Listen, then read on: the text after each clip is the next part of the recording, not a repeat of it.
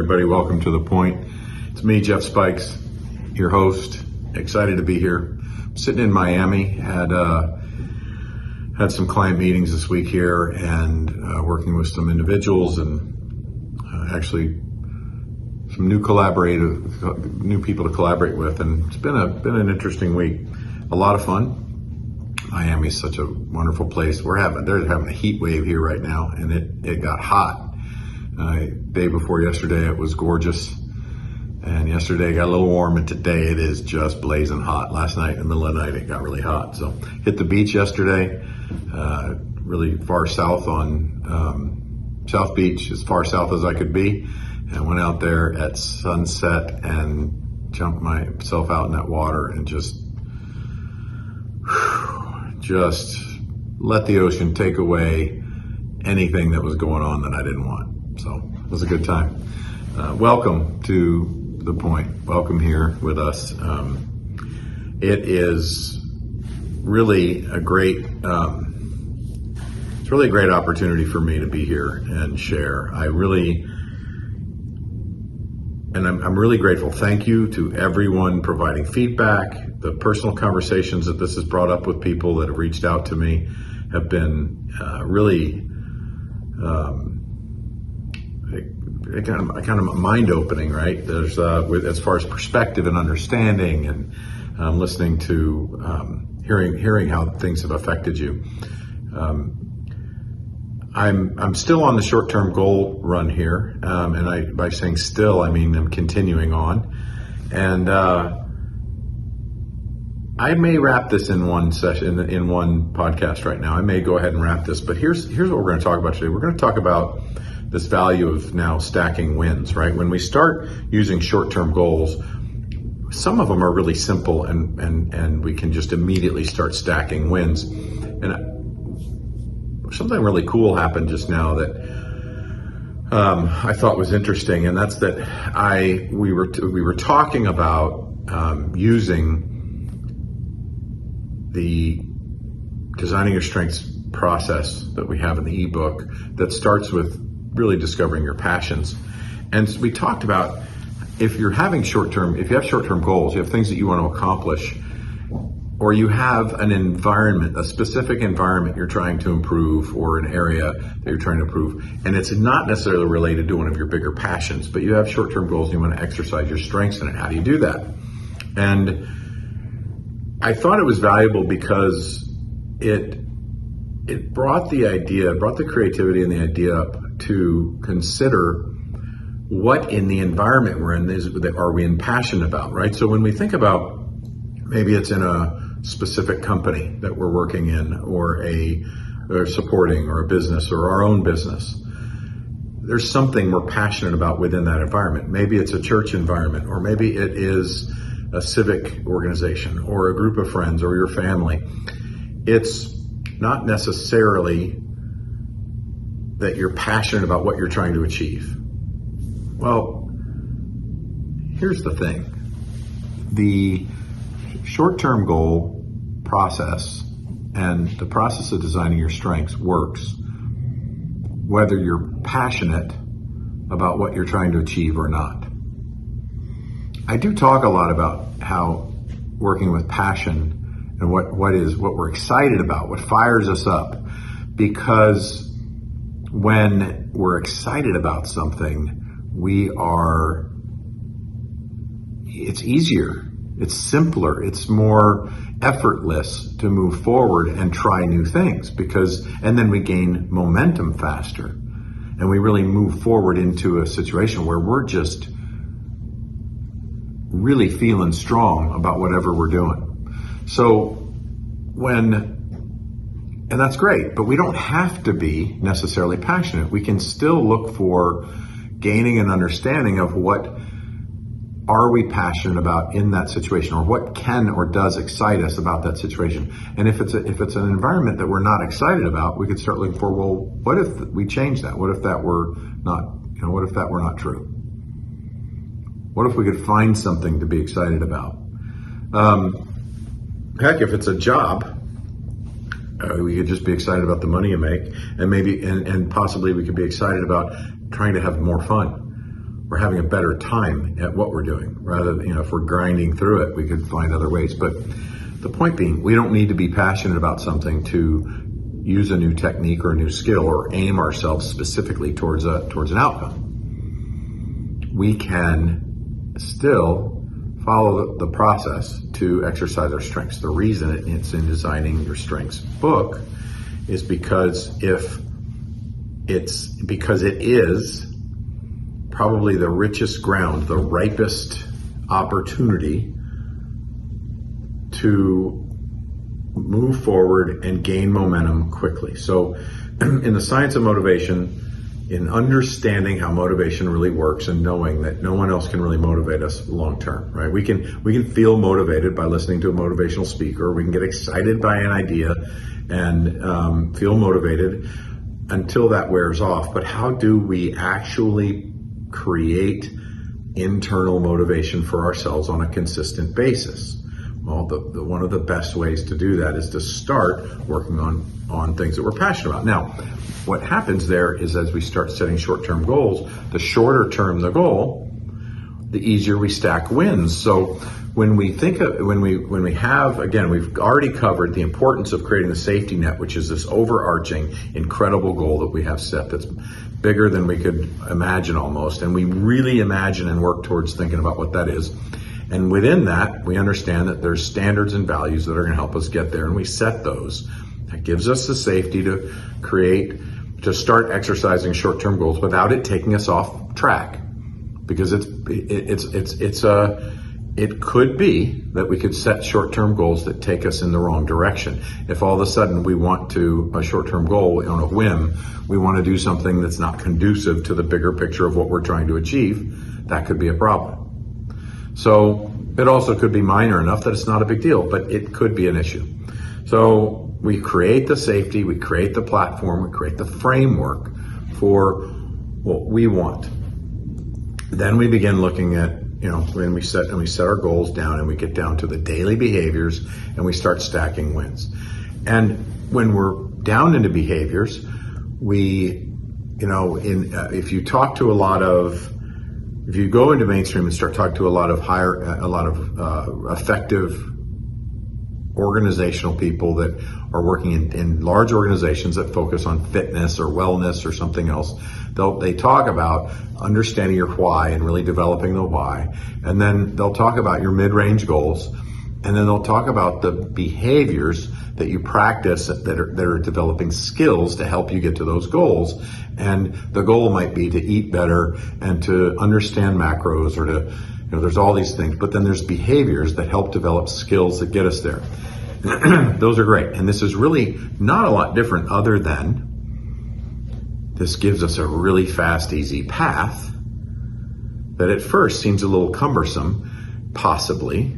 So when we're setting our short-term goals and we're really managing some new daily behaviors and we're starting to exercise, it can feel pretty daunting to come at it from a strengths perspective, especially if we're considering why isn't something right about us? Why aren't we doing something that appears to be a good idea? And it can seem clunky, but very quickly, and not always, but very quickly, if it does, give it a little bit of time to get a few wins. And as soon as there's a few wins, you'll have ahas and you'll be able to quickly adjust and all of a sudden feel a sense of flow and alignment internally, and you'll be able to move forward.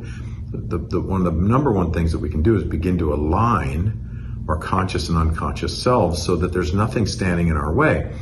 We talk about sabotaging, and when we're sabotaging, it's just an internal conflict that we're having. And most of the work that I've done in the world with others, when we really dig into what is that idea of sabotage and what is it in us that doesn't want to win, there's almost always some type of gain that we're getting, something that it's protecting or benefiting, right? So maybe it's that we just don't want to stop eating some particular food, and we just I was crazed on nuts and different sesame seeds and all these other things that were high in fat, and it was keeping me from hitting some of my goals because I ate so much of them. And I was protecting the ability to eat those with some other decisions I was making. So, and it was, my attachment to it came from a belief system that at least it's healthy fat. Well, and I wasn't considering the idea that it's still a measurable thing that I could measure and improve on. It was like, and it was coming from this mindset or this framework, well, at least it's not unhealthy fat. And I got to thinking about that, right? Anytime we're sitting in a place where we're saying, well, at least it's not as bad as it was, that can be a ninja tool. That can be an amazing tool that we can move forward with in the way of attaining gratitude and really measuring and feeling strong about the sense of gratitude that we're feeling. That's awesome. Where we want to be careful, where we really want to be cautious, is if it starts becoming a validation or a justification for something. When it starts being the reason why we're doing something, it's a good trigger to say, this is something to look into. Because if we're saying at least it's not as bad as it was, we're measuring ourselves from the least common denominator. And we always want to measure ourselves whenever possible. We want to measure ourselves from the highest common denominator. So whatever the highest consistent behavior that we've been able to attain, if we measure ourselves from that being the standard when we reach a new high, and I don't mean a peak of I pushed so hard and I made it work, and because that's a push that may not be realistic to have to be consistent with. So when we find that consistent realm that we want to measure ourselves from, that's better than going to, well, at least it wasn't, when I was scratching the dirt over here, it's at least it's not that. We don't want to, that's not a forward moving idea. That's the thing. That's not thinking about something that excites us or gets us some passion about for very long, because if it's about moving away from something, which that is really about what we don't want, it's only motivating long enough as the pain lasts. And if we don't want to continue living in pain to move forward, then we want to do something different. That's the thing, right? A lot of us are saying, well, I know what I don't want and I keep moving away from it. And that's really normal. And I keep leaning into what I don't want so I can learn from it and move in a different direction, and that's fine. But if the pain is always causing the movement, what we're doing is we're teaching ourselves, our conscious and our unconscious mind is getting aligned that we need pain to move forward. That's one of the reasons we want to look at what is impassioned, what we're impassioned about, what excites us, what gets us, what does get us feeling better about who we are. So if we start moving there, that's better. Conversation last night, a couple of people, we were just in a collaborative mode, and the topic came up about somebody saying, well, how do I love myself? How do I do positive behavior with myself? Do I just eat really well for 4 days and then that gives me the cheat meal? Right? And there's that idea, someone had said that to them. So there's that idea that we're giving ourselves a gift with a cheat meal. Well, if we're passionate about getting a cheat meal, we could use that as a way of exercising a path of our strengths or an easier way of getting somewhere, but then we're rewarding ourselves with something that doesn't make us feel good. And we asked, the question came up, I said, boy, that's really interesting. Did you ask the person what it feels like to identify themselves as a cheater, someone who likes to cheat? And it was just a moment where we're like, there was some laughter and some just a little bit of ahas, right? Of course, that's a decent common question to ask in that realm, but we don't always think of it because it's so customary to say we should give ourselves the gift of a cheat, or we should give ourselves the gift of the cake we don't really want to eat, but we're going to reward ourselves. Now we're rewarding ourselves with something that's going to create more work. What is that belief system all about, and how's that working for us, right? Those are some questions that come up.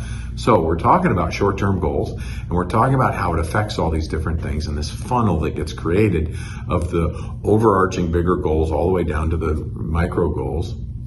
And when we're using them, when we're utilizing them, and to exercise ways of being that fulfill us, it starts to uncover all of these things. And here's the point, right? We get to start stacking simple wins.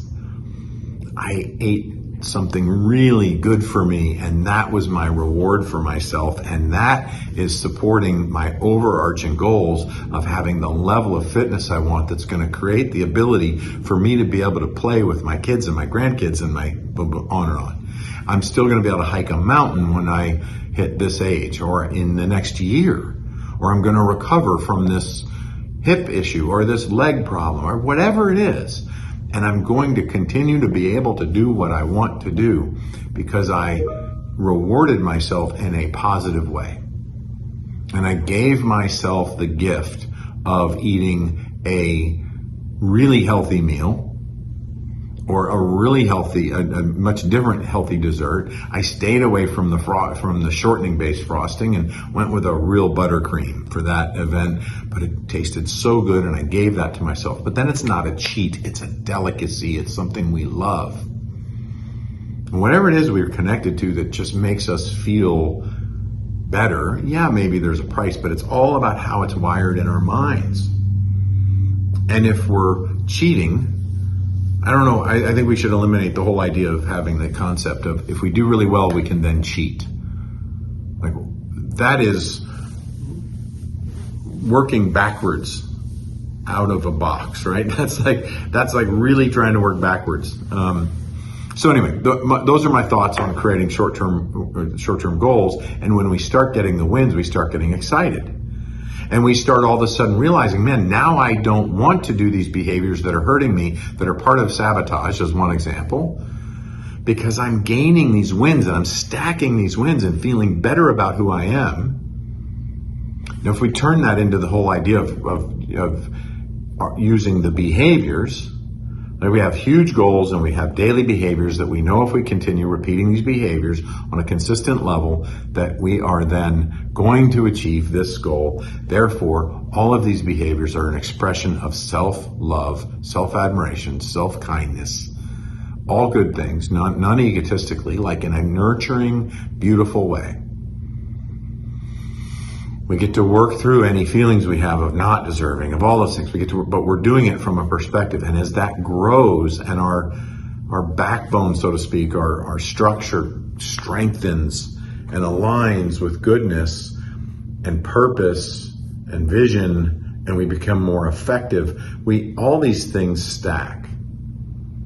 And sometimes we learn that in looking back. That, oh my goodness, suddenly I realized that this isn't a problem anymore and this is really good, and I haven't felt that negative feeling in quite a while, and I'm feeling this positive feeling more and more often. And I'm able to visualize and understand and see a better future for myself, and even a better today than I ever have, more consistently. We start feeling those things stack and level up and do better.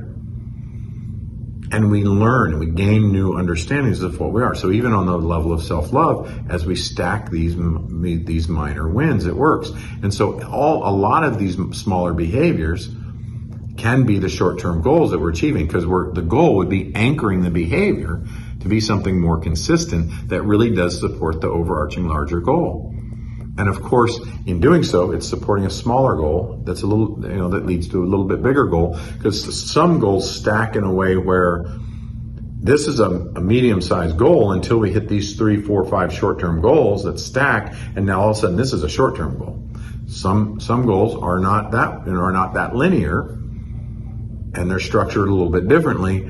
And that's okay too. We learn about the nuances of these things as we go, and we become experts in ourselves and how we get things done efficiently, effectively, and easily and effortlessly, and in a way where we feel fulfilled and happy.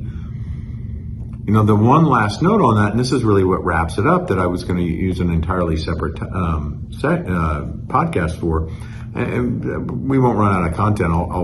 We'll do something anyway. But the other side note to this is that idea of happiness and joy and decision making on whether it's relationships or activities we do inside of relationships in our families and in other things, and creating environments that are healthy and positive and also help support what we want in life.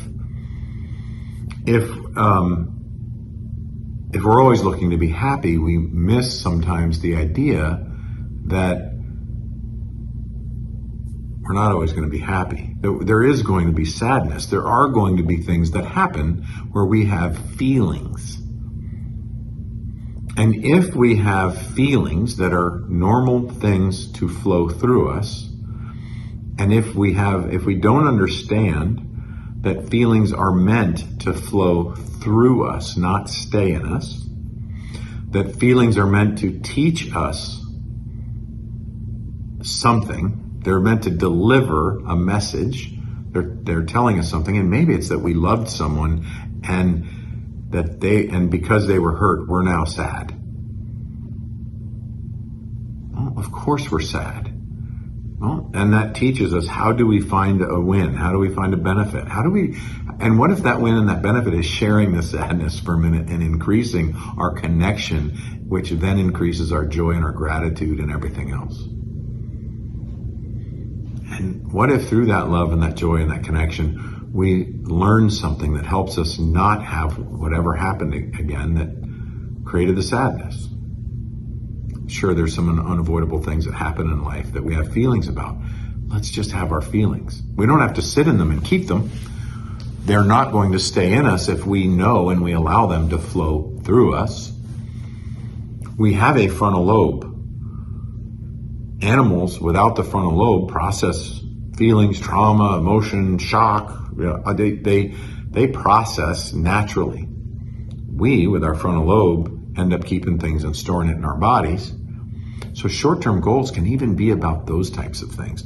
Short-term goals can be about experiencing different feelings so that we can understand and learn how to work with them better and switch over and get into other areas of health and wellness and resourceful feelings, right? So some feelings are resourceful, and some feelings and support us in being resourceful, and some feelings are are less resourceful, or we feel unresourceful when we feel them. And when we feel certain feelings, there's some days where we just can't get anything done because our feelings are deep on us. So how do we manage all that, right? So short-term goals and allowing some flow and ease and effortlessness, and then taking the time to ask ourselves the questions and work with a coach or our accountability partners, the friends and the loved ones that we have in our lives that we're moving forward with, right? The community we have that of support that we move forward with. We start asking ourselves the right questions and having a keen and similar curiosity with each other that helps us clear anything that's not resourceful, or allow the break in time so that we can quickly move through something that is unresourceful, so that we can gain from it and move forward. Again, it can still benefit us to have the reprieve and the relaxation and let something go and allow a process to take place so that we can learn more. So amazing stacking of little wins creates all these beautiful things in our lives, all these beautiful emotions, all these beautiful relationships. We lose judgments very quickly when we start stacking wins. And as we stack wins that are about self-love, we feel the obstacles and the reasons not to. We start understanding the beliefs more, and we innately gain understanding in others and become more tolerant of others. The deeper you can look in your own mirror and deep into your own soul, your own behaviors, your own life and your own results and take ownership of those in a loving way, not a beat yourself up, but in a loving, kind way, with a knowing that you can move forward and achieve and get something done that you want. The better we are at doing that, the easier it is to see others and not be threatened by the mirror it's showing us of who we are, because we now love ourselves and then we innately love others. So all of this is benefits of setting and utilizing short-term goals as a resource, a tool, and a practice of gaining awareness and improving and getting what we want out of life. So I'm going to end it there. Everybody have a beautiful day. If you're driving, I hope you've got a great view in front of you and that you're going to a place you want to go. If you're in the store and you only got one ear in, I hope you could hear everything. And I know one thing, that whatever you were meant to hear, you're hearing. That's how I do it. That's how I do some podcasts. I got one ear in and I'm listening to it as I go. And I trust that my unconscious mind's getting everything I need and getting my conscious mind's attention when it needs to listen more intently. So everybody have a beautiful day, and we'll see you next time. Thank you for joining us for another amazing episode of The Point with me, Jeff Spikes. The greatest compliment you could give me is liking, loving, and sharing this episode with all your friends. So please, if you're on Spotify, iHeart, or iTunes, leave a 5-star rating and review. If you're on YouTube, like and subscribe. Make sure to tag me. I love hearing from you, the listeners of this show. The links for all my social and iTunes are in the show notes. Also, if you'd like to engage with me in anything related to my coaching, consulting, speaking, or programs, please visit jeffspikes.com for everything you would need to know to engage with me offline. And lastly, thank you for your time, your attention, and your consideration. This is The Point.